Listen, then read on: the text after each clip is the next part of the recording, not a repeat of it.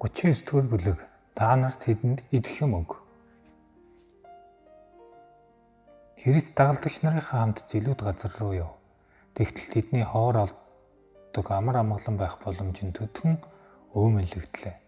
Хэн цаад хийхгүй гэж дагалдагчид итгэж явтал хүмүүс Тэнгэрийн багш тэдний дунд байхгүйг үзээд тэр хаа байна гэж ирэл сурал болж эхлэв. Христ дагалдагч нартайгаа явсныг зарим нь тааварлжээ. Олон хүн түүнийг хайхаар явган зарим нь заваар нуурын нөгөө ирэг рүү явв. Дээгүр өнгөрөх баяр ойртсон байлаа. Хол ойроос Иерусалимд цугларсан хүмүүс түүнийг бараг харна гэж найцаар ирсэн байжээ. Зам зур тэдэнтэй шин хүмүүс нийлсээр хүүхэд бүсгүйчүүдийг оролцуулахгүйгээр 5,000 орчим хүн цугларчээ. Христийг эрэхт хүрээгүй явхад хүмүүс аль хэдийнэ цугларчихсан байлаа. Гэхдээ тэрээр хүмүүст мэддэхгүйгээр сэмхэн бууж дагалдагч нартайгаа хэсэг зур цуглав. Тэр уулын бэлд байхдаа нуурын ирэг рүү хөвөрч буй хүмүүсийн цувааг харж тэднийг өрөвдөн харилжээ. Төр зур амрахт нь тэд садаа болж байгаа боловч Христ төвчээр алдсангүй. Тэрээр араасаа цом улам илүү очрох хүмүүсийг хараад түүний анхааралд орохыг маш олон хүн хүсч байгааг олж харсан. Тэр тэднийг хараад эзэнгүй хон шиг тэднийг хараад өрөвдөн хайрлсан. Тэгээд дагалдагч нартайгаа амрах гэж байсан газараа орхиж хүмүүст үйлчлэх аятай газар олов. Тахилчид болон эрх баригчдаас ямар ч тусламж авч чадаагүй тэд авралын замыг зааж сургаж буй. Түүнээс урсан гарах ангаах хүч чадалтай усыг авсан учраас ийм цом ирж байваа. Яддарч туйлдснаач мартан зогсоо зайгүй ярих Бурхны хүүгийн уучлал өршөөлийн үгийг хүмүүс анхааралтай сонсов. Түүний ивэл хайрын үгс хүмүүст тун энгийн ойлгомжтой байсан бөгөөд сэтгэлд нь Гилеадын анхлын үнэртэй тос шиг шингэж байваа. Түүний бурханлаг мотор хүмүүсийг илаашруулж, үхэж байсан хүмүүст амьдралын баяр баясгаланд бэлэглэж, өвдөж зогсдгийг эрүүл сарвал болгож байваа. Хүмүүс удаан хугацаагаар юу ч идээгүйгээр ор тас мартан энэ өдөр Деважин газар дээр бун ирсэн мэт санагджээ. Өдөр ийхүү өнгөрөн одож байлаа. Орой болж нар уулын цаагуур шингэж байхад хүмүүс тэндээс явахгүй л байлаа. Есүс унд хоол амралтгүйгээр бүтэн өдөр ажиллав. Өлсөж ядарсандаа түүний царай цонхисан байсан тул дагалдагчид түүнийг ажиллаа завсарлахыг гуйлаа. Гэтэл тэрээр өөрлөө нь төрж буй энэ цугларсан олноос холдож чадсангүй. Хэсэг хугацааны дараагаар дагалдагчид нь Есүсийн дэргэд очиод хүмүүсийг өөрсдийгөө бодож тарахыг санал болгож эхлэв. Олон хүмүүс холоос ирсэн бөгөөд өглөөнөөс хойш юу ч идэж уугаагүй байлаа. Тэд ойролцоох хот тосгоноос идэх юм авч болох байв. Гэтэл Есүс дагалдагч нартаа та нар эднэрт идэх юм өг гэжээ. Тэгээд дараа нь Филипп тандж энэ хүмүүст өгөх талхыг хаанаас худалдаж авч болох вэ гэж асуув. Есүс энэ асуултыг дагалдагч нараас сорихын тулд асуусан хэрэг байлаа. Филипп нуурын давлгаа шиг үзэгдэх үе олон хүний толгой дээгүүр хараад ийм олон хүнийг хоолдох талах олох боломжгүй гэж боджээ. Тэгтэл 200 динараар талах бол хүн бүр төчүүхэн жижиг талах хүртэх юм байна гэж хариулжээ. Гэтэл Есүс энэ цугларсан хүмүүст байгаа хоол хүнсийг цуглуулах юм бол хэр их хоол байгаа бол гэж асуув. Энд нэг жаал хүүд буудаан 5 талах, 2 бяцхан загас байна. Даанч өчүүхэн юм даа гэж Андрэ хэлв. Түүнийг аваад ир гэж Есүс хэлв. Тэгээд хийх гэж байгаа зүйлээ бүгдэд харуулan гэрчлүүлж хүмүүсийг 50-50-аар 100-100-аар зүлгэн дээр эмх замбраатай суулгахыг дагалдагч нараа тушаав. Хүмүүсийг инхүү суулгасны дараагаар Есүс Тэнгэрүүд хараад талхнуудыг авч талархал өргөөд хүмүүст тараалгахаар дагалдагч нартаа өгөв. Тэд бүгд идэж цаджээ. Тэгээд өвдөл цөвдлийг нь цуглуулахад 12 сагс дөрөв.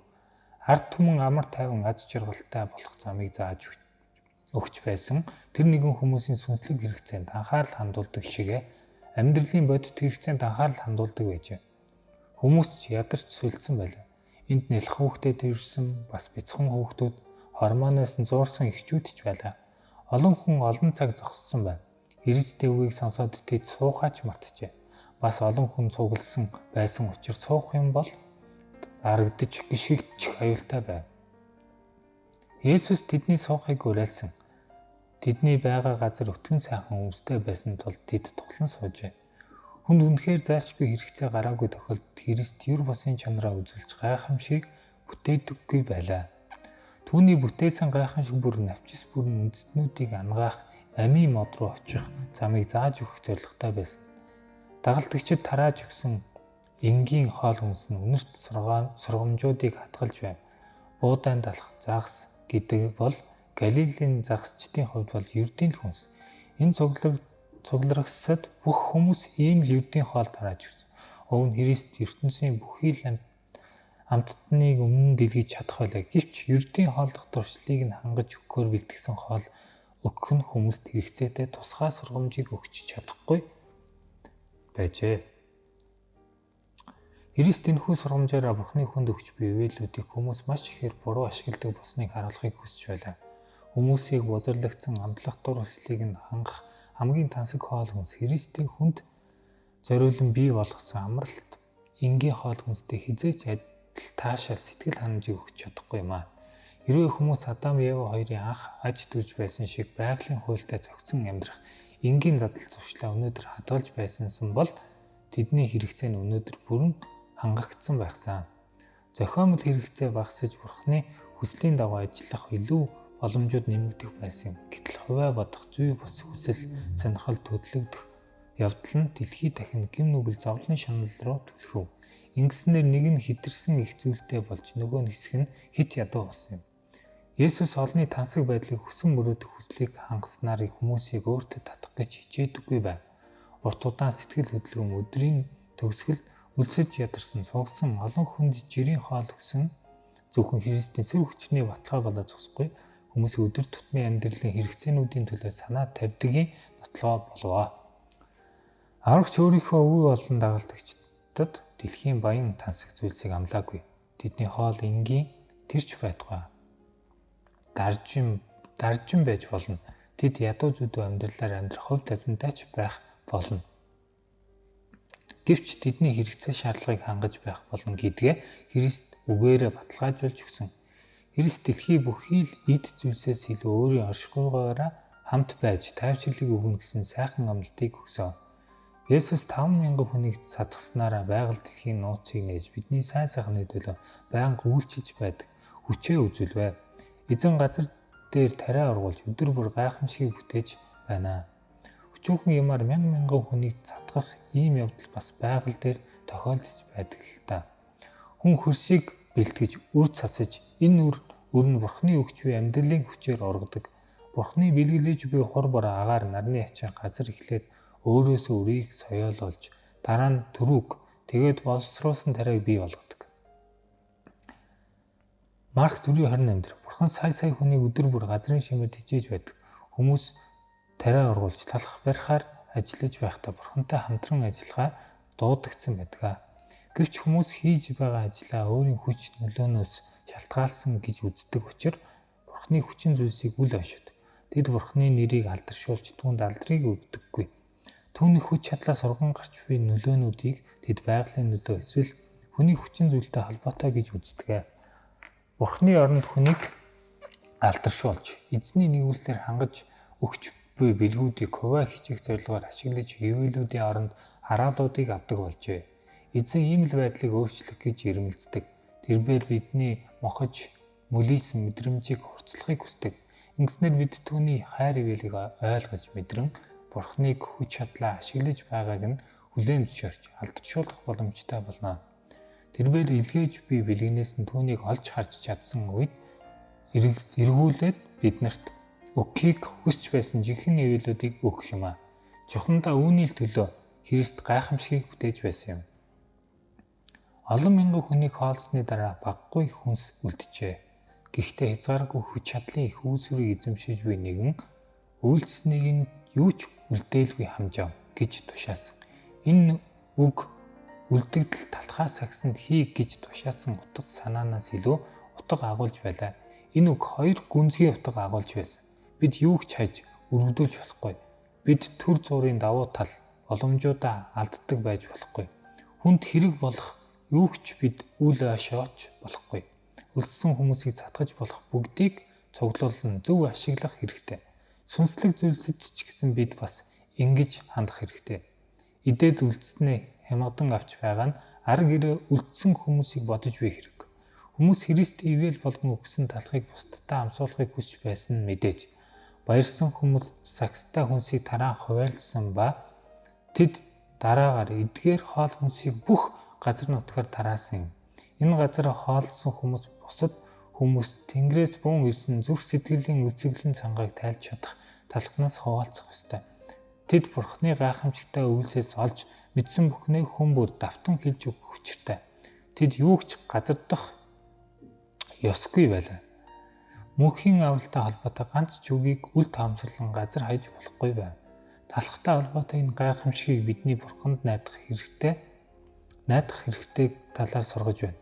Христ 5,000 хүнийг холлох үед ойр хавьд хоол хүнсний нөөц юу ч байгаагүй.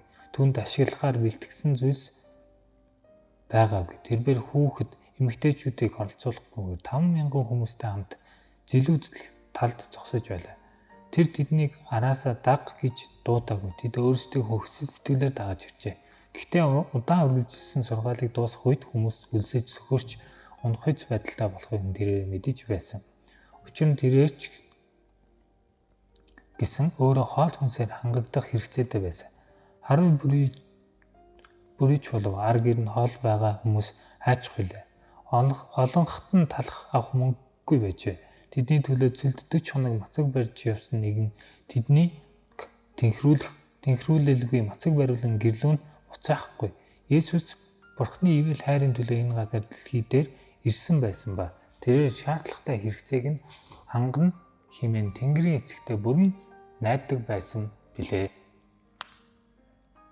Бид бэрхшээлтэй тулгархдаа ийхүү Бурхан Тэнгэрт найдах хэрэгтэй. Бид амьдралынхаа үйлдэл бүрт мэрэгэн ухаан, зөв тунгаан бодох байдлаар хандах ёстой юм. Ингэснээр бид анхааралгүй болгоомжгүй байдлаас болж өөрсдийгөө төвхт оруулахаас зайлсхийх ёстой. Бурхны илгээсэн ивэл болон боломжуудыг үл ашиглаж буруу ашигласнараа амьдралдаа асуудал бэрхшээлд оруулж болохгүй. Христтэй хамтран зүтгэгчид түүний зааврыг бүрэн дүүрнээр дагах ёстой. Бидний хийж буй ажил хөдөлмөр бол Бурхны ажил үйлс юм. Хэрвээ бид бусдад тус болёо гэж бодож байгаа бол түүний төлөвлөгөөг дагах ёстой. Өөрийгөө бодлоо анхаарлахын төв болгож болохгүй. Хувиа хичээх үзэл хүндэтгэл хүлээх боломжгүй. Хэрэг бид өөрсдөө үзэл бодлоор төлөвлөх юм бол эзэн биднийг алдаа дутагдлууд дунд маань орхино. Гэвч хэрв түүний үдирдэмжийг дагах юм бол бидний зам шулуун болж тэрээр биднийг авран хамгаална. Бид сэтгэлээр унж болохгүй. Харин шаардлага гарсан онцгой тохиолдол бүрт хязгааргүй их боломж хангамжийг эзэмшиж буй түүнээс тусламж ирэх хэрэгтэй. Бид байнга бэрхшээлтэй тулгарх болно. Тэр үед бид бүрэн итгэлтэйгээр Бурхандаа найдаж итгэх ёстой. Асуудал бэрхшээлд орсон бүх хүнийг тэрээр эзний замыг сахин дагуулах хичээл зүтгэл гаргуулснаар хамгаалах болно. Христ шивзүүлэгчээр дамжуулан үлсгэлэн нэгэнтэй талхаа хаваа, зовгсдын сэтгэлийг цатга, орон гэргүй ядуусыг гэртээ орол гэж сургасан байдаг. Тэрээр бидэнд бүх дэлхийгээр явж сайн мэдээг бүтээл тунхаглах тун гэсэн юм. Гэтэл бид агуу их хэрэгцээгээ байгаа өчүүхэн зүйлстэй харьцуулан хараад сэтгэлээр унаж итгэл найдвараа алддаг. Тэгээд бид Андрей шиг 10-5 талах 2 загсыг л олж хараад энэ олон хүнд энэ юу ч болохгүй шүү дээ гэж дуу алддаг. Бид байгаа бүх юмаа бусдад өгөхөөс татгалзаж өөрийгөө бусдын төлөө золиослж ашиглуулахаас айж ямагт эргэлзэж байдаг. Гэтэл Есүс та нар тэдэнд идэх юм өг гэж сургасаар байна. Түүний тушаал бол амлалт юм. Энэ амлалтын ард нуурын ирэг дээр үе олон хүнийг хооллож чадсан хүч агуулгадж байдаг. Христ олон мянган хүнийг үлсэж байгаа хүмүүсийн зуурдын хэрэгцээг хангаж өгөх үедээ өөрийнхөө бүх ажилчдад зориулан гүн гүнзгий сүнслэг сургамжийг зааж өгсөн. Христ эцгээс байгаа бүхнээ хүлээн авсан. Тэрээр авсан бүхнээ дагалдагч нартаа тараасан. Харин хүмүүс тарааж өгсөн бүхнийгээ бие биедээ тараасан. Христтэй холбогдсон хүн бүр түүнээс амийн талах болон Тэнгэрийн хоол хүнсийг хүлээн авдаг. Есүс Бурханд бүрэн найдсан учраас өчүүхэн хоол хүнсийг хүлээн авсан юм.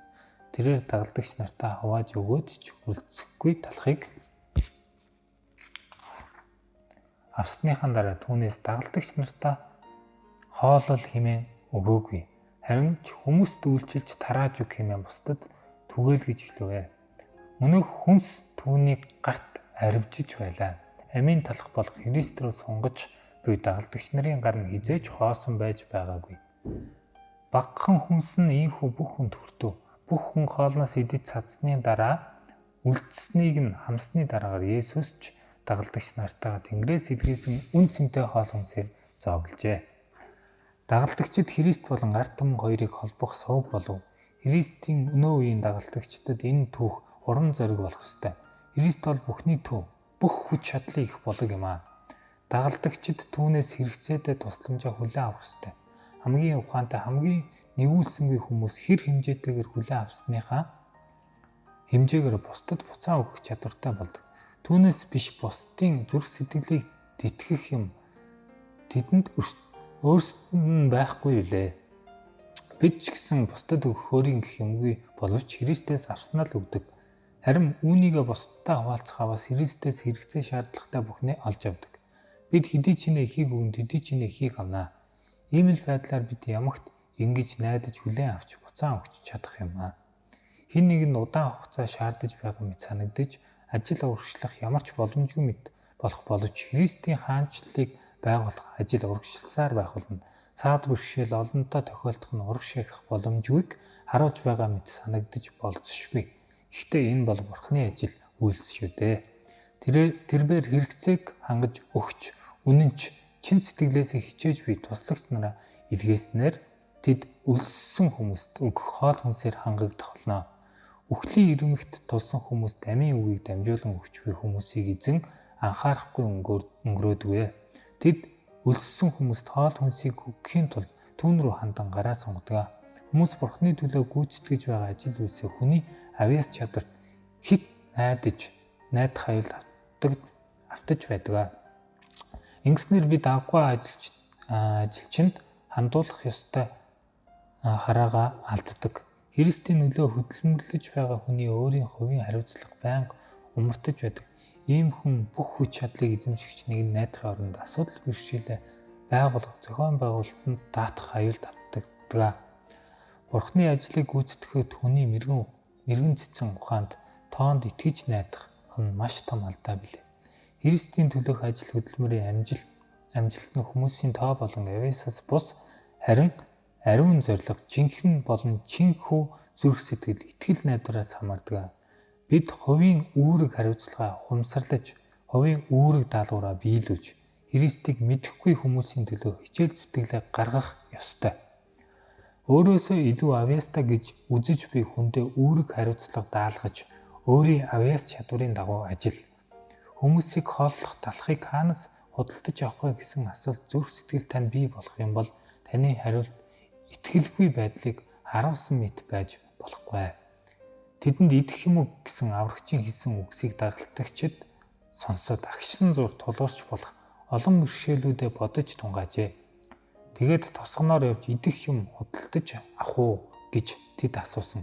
Өнөө үед ч гэсэн хүмүүс амийн талхаар гачигдж байхад эзний хүүхдүүд хол байгаа хүмүүсийг дуудаж ирүүлэн эдгээр хүмүүсийг хооллооч гэж гуйх уу гэж асуусаар байна. Хүмүүсийг суулгах гэж Христ хэлээд бүгдийг хоолсон. Үүн шиг гачигдж дутагдсан хүмүүс та нарын эргэн тойронд байгаа бол Христийг та нартай хамт байгаа гэдгийг санаж яваарай. Христ дээр 10 талхаа авчирч өгөөрэй. Бидний арга хэрэгсэл Бурхны ажлыг гүйцэтгэхэд хангалтгүй мэт санагдаж болох юм. Хэрвээ Бурхны бүхнийг чадагч хүчинд найдаж урагшаа итгэлтэй явах юм бол бид ихээхэн эд баялаг өмнө минь нээгдэж байгааг олж харах болно. Хэрвээ та Бурхны ажлыг хийх юм бол Бурхны өөрийн үйл хэрэг хэрэгжүүлэх бүх зүйлсийг хангаж өгөх болно. Бурхан өөрт чинь чин үнэнчээр энгийнээр итгэж найдсан хүмүүсийг шагнах юм аа. Тэнгэрийн эзний үйлчлэлд ухаалгаар хямгатаагаар ашиглаж байгаа өчүүхэн зүйлсийг хүмүүст хуваарлаж өгч байхад тэдгээр нь арвижих болно. Христийн тарааж өгч байсан бага хэмжээний хоол хүнс олон хүмүүсийг садах хүртэл хорогдож багасаагүй шүү дээ. Хэрвээ бид бүх хүчний их булаг руу хандаж итгэлтэйгээр гараа сунган ивэлийг авах юм бол бидний ажил үйлстэй холбоотой хэрэгцээ минь хамгийн таагүй нөхцөлд ч хангагдж амийн талхыг хүмүүст өгөх боломжийг өгөх юм а. Эзэн өгөх тун тэгвэл чамд өгөгдөх болно гэж айлцсан. Харамыг тарьдаг хүн харамыг хураана. Өгөөмрөөр тарьдаг хүн өгөөмрөөр хураана. Бурхан бүх нэгүүлслийг та нарт бэлхаах чадaltaй. Тиймээс та нар үргэлж юм бүхэнд бүрэн хангалуун байдалтай байж аливаа сайн үйлд илбэг баян байх болно гэж хэлсэн. Энэ талаар мөн тэр тараасан, ядуус төгсөн түүний зөвхт байдал мөнхөд байна гэж бичсэн ажуу. Тариачинд үрийг хоолнд талахыг бэлдэн өгдөг. Тэрээр та нарыг ханган тарих үрийг чинь өсгөх бөгөөд та нарын зөвхт байдлын ургацыг авжуулах болно. Та нар их өгөөмөр байдлын төлөө юм бүхэнд баяжиж болно. Энэ нь биднээр дамжуулан Бурхан дөрөх талархлуудыг бий болгодог.